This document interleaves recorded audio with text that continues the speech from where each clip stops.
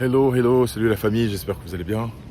Ici Christian Seri, votre agent immobilier, ici dans l'État du Texas et de l'Arizona. Donc voilà, si c'est la première fois que tu te connectes, j'aimerais t'inviter à liker, partager et à t'abonner. Ici on parle de business, on parle de leadership, on parle d'empowerment, on parle d'Afrique. Et encore une fois, c'est la Coupe du Monde. Je reviens à peine de Philadelphie, où j'étais pour le match des éléphants. Je suis rentré à 1h du matin.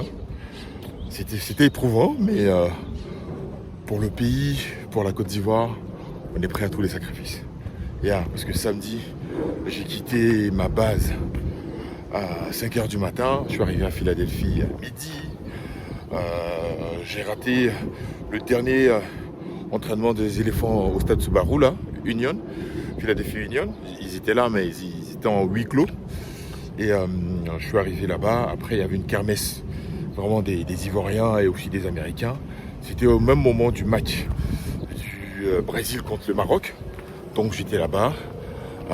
Et donc dimanche, on a pris la direction du stade. Et j'ai posté une vidéo hier où j'ai partagé un peu les à côté, l'ambiance de tout ce qui a été autour du match de Côte d'Ivoire-Équateur. Parce que je sais que beaucoup d'Ivoiriens n'ont pas eu la possibilité de venir ici supporter les éléphants. Et également le comité de supporter les éléphants de Côte d'Ivoire. Beaucoup n'ont pas eu le visa, même pas beaucoup, ils n'ont pas eu le visa du tout. Et donc ils n'ont pas pu venir. Et raison pour laquelle dans mes précédentes vidéos, j'ai essayé de mobiliser tous les Ivoiriens et les Africains qui sont ici dans la diaspora et qui sont fiers d'être Africains et qui supportent leur équipe. Donc voilà, qu'on se mobilise pour qu'on se retrouve tous derrière les éléphants. On ne va pas se mentir, le stade de Lincoln Financial Field de Philadelphie a accueilli la dernière fois lors du match 68 000 spectateurs. On va dire sur les 68 000, peut-être qu'on était 1000, peut-être 1500 ou 2000. Le stade était rempli de jaune, vous l'avez vu, hein, le stade était rempli de jaune. Et ça, l'ambiance, les gens ambiançaient, c'était vraiment la folie. Ils étaient tellement sûrs de gagner. Ils étaient tellement sûrs.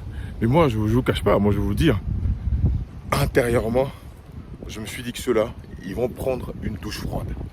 J'avais fait mes pronostics. J'avais dit autour de moi qu'on allait gagner 1-0 parce que je connais l'Équateur. Ils sont très très durs à jouer. Ils n'avaient pas perdu depuis 2 ans, depuis 2024. Et ils étaient pratiquement derrière l'Argentine.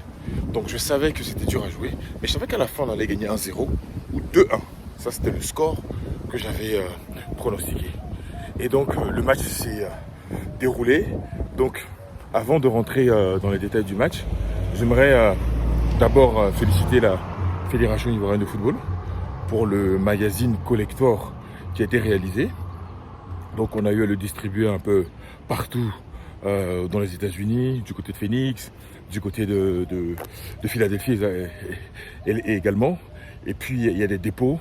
Dans ma précédente vidéo, j'ai parlé de ça. Donc on a distribué un peu le magazine qui parle des éléphants, qui parle de toutes les équipes africaines, le staff, l'historique des éléphants. Franchement, très bien fait. Et donc féliciter aussi le président de la fédération. Parce que bon, je ne vais pas rentrer dans les considérations, blablabla, mais le président, il bosse. On a beau dire ce qu'on veut, de toute façon, quel que soit le poste que tu occupes, on dira des choses sur toi. Donc voilà, je ne suis pas trop dans les petits papiers de la fédération ou quoi, mais de ce que je vois, il bosse, il travaille. Il travaille, donc quand quelqu'un travaille bien, il faut lui dire que tu travailles bien. Il travaille bien. Le président, à un moment, je me dis, mais à quel moment il dort ? À quel moment le président dort? Parce que tu le vois au match d'ouverture au Mexique, le lendemain il est ici, après il est avec les éléphants, il est là, waouh, il est vraiment dans ce qu'il fait. Bon, on me dira c'est le président. Une fois que j'ai fini de féliciter le président, je félicite également Hermès Faye. Hermès Faye. Franchement, c'est la vie est bizarre parce que on dit à quelque chose malheur bon, comme on dit en philosophie.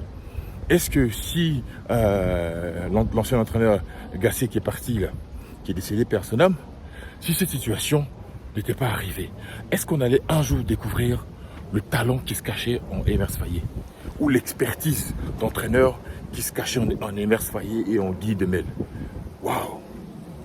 Donc, dans le malheur, il y a toujours une opportunité.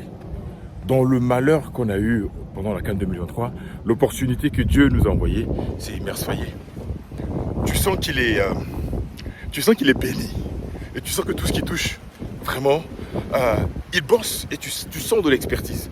Et on prie qu'il reste le plus longtemps possible avec les éléphants, comme Didier Deschamps est resté pratiquement 14 ans avec les éléphants, le temps de construire vraiment quelque chose. Mais ce que je veux dire, même s'il quitte les éléphants un jour, il réussira là où il va. Parce qu'il est bon. Oui, le travail, ça ne trompe pas. Quand tu bosses bien, ça se voit. Et c'est ton travail qui parle pour toi.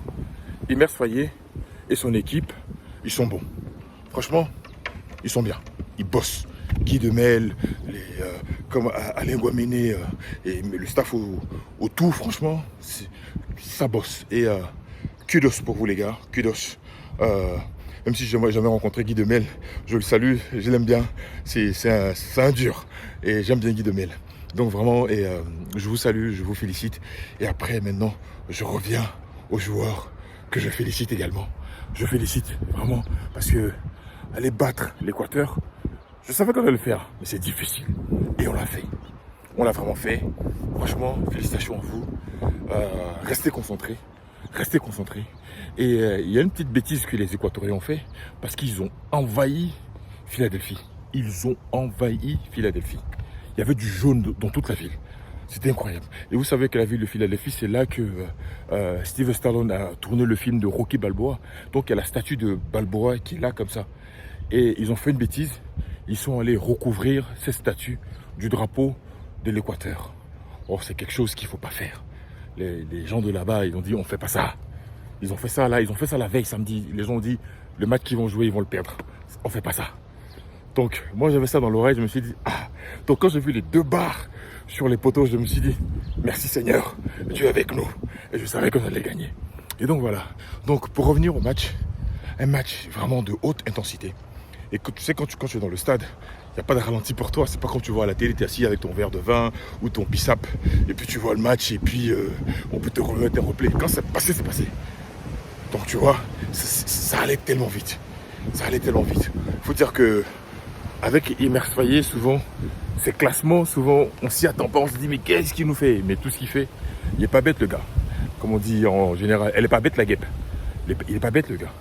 Donc, il a fait jouer Amad Diallo en deuxième mi-temps parce qu'il a dit en conférence de presse, Amad Diallo avait une gêne au niveau de la cuisse, donc il ne voulait pas trop prendre de risques. Donc, c'est pour ça qu'il a essayé de protéger Amad qui pouvait rentrer en deuxième mi-temps. Et donc, une fois qu'il a fait ça en début de première période, j'ai vu, bon, et Wai, Bazoumana, tu sentais qu'ils étaient un peu crispés. C'était trop fort, l'intensité du match était trop fort. Bon, tu sais qu'ils sont jeunes aussi, bon, la plupart de ceux qui sont là, ils jouaient la Coupe du Monde tous pour une première fois. Donc, on peut comprendre cet état d'esprit-là. Ils étaient un peu timorés, ils avaient un peu peur. Comme aujourd'hui, le match de la France, Doué, quand il a joué, Désiré Doué contre le Sénégal, au début, il avait un peu peur. Après, il a commencé à trouver la confiance. Pareil aussi pour Bazoumana. Et après, il a commencé à trouver la confiance, il a commencé à prendre la profondeur. Et puis, voilà, un match vraiment de très haute qualité. Et même quand tu sors du match, les Équatoriens, ils viennent te voir. Oh, hombre, very good, hein? Mucho good partita. Hein? Ils viennent nous dire que match des éléphants, super.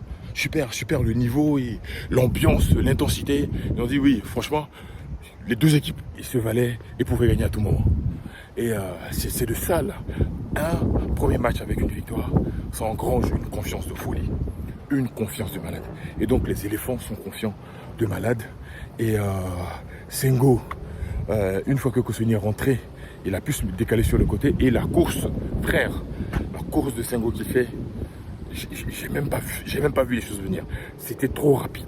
Et Amad qui place la balle d'un gauche, tranquille, dans le coin. Le gardien ne pouvait rien faire. À la dernière minute. C'est la folie. C'était la folie dans le stade. C'était la folie. Et les Ivoiriens ont bien défendu. Ce que je reproche à l'équipe de Côte d'Ivoire chaque fois, l'équipe de Côte d'Ivoire joue, mais à un moment, elle se déconcentre. petite déconcentration. C'est pas d'aujourd'hui, hein. Depuis les Aga Kwame, je sais pas quoi, quand la Côte d'Ivoire a une bonne dynamique, après, ploup, elle se décompose, elle souffle, après elle se fait surprendre, se fait rattraper. Donc, et je vois qu'ils sont en train de corriger cela. Ce petit truc des Ivoiriens, ils sont en train de corriger cela. Et c'est une bonne chose. Et si on reste concentré, personne ne nous fait peur. L'entraîneur l'avait dit, hein, on n'est pas venu là pour venir regarder et visiter les États-Unis. Hein. On est venu pour faire quelque chose. Et je sens que sur quelque chose là, on peut le faire. Et Curaçao, on va pas dire que c'est un pays comme Yopougon qu'on va les négliger. C'est la Coupe du Monde, frère. C'est la Coupe du Monde. On ne joue pas ça tous les jours. C'est tous les 4 ans. Et là, il faut jouer tout ce que tu as dans le ventre. Oh yeah. Parlons-en, comme dirait un de mes frères. Parlons-en-y. Yann Diomandé. Le mec, il a 19 ans. Il n'a pas peur. Ouh, Inkepié, là, le défenseur d'Arsenal, il a mordu la poussière. Parce qu'il ne pouvait pas. Toutes ses attaques. Il a fait je ne sais pas combien de dribbles là. Il a réussi pratiquement 90% de ses attaques. C'était chaud. C'était vraiment chaud. Et en tout cas, vraiment bravo aux éléphants de Côte d'Ivoire pour ce match super. Et cela nous engrange pour la confiance contre l'Allemagne. L'Allemagne, ce sera ce 20 du côté de Toronto.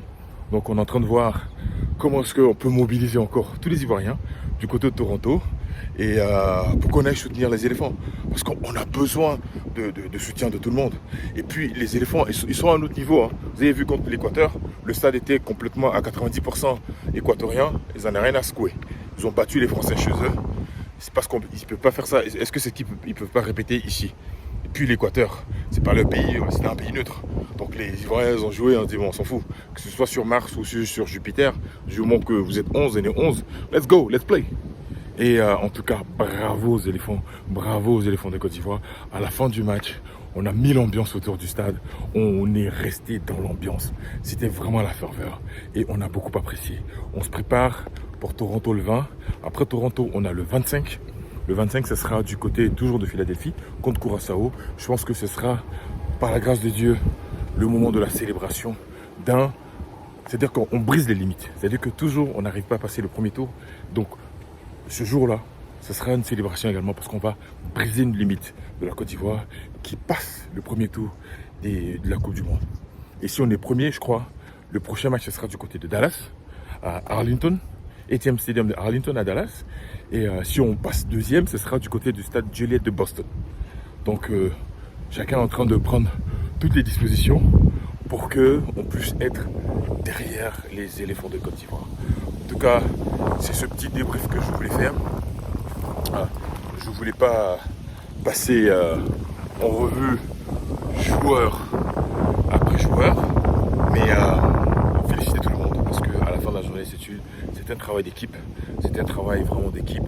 Et tu sens que les Ivoiriens sont concentrés, sont à fond dans cette Coupe du Monde. Et franchement, que Dieu vous garde, Dieu vous protège. Et nous tous, que ce soit les musulmans, les chrétiens, que tout le monde prie Dieu pour qu'on puisse avoir la victoire dans les prochaines échéances. Donc voilà, encore une fois, je suis Christian Séry, votre agent immobilier ici aux États-Unis, dans l'État du Texas et de l'Arizona.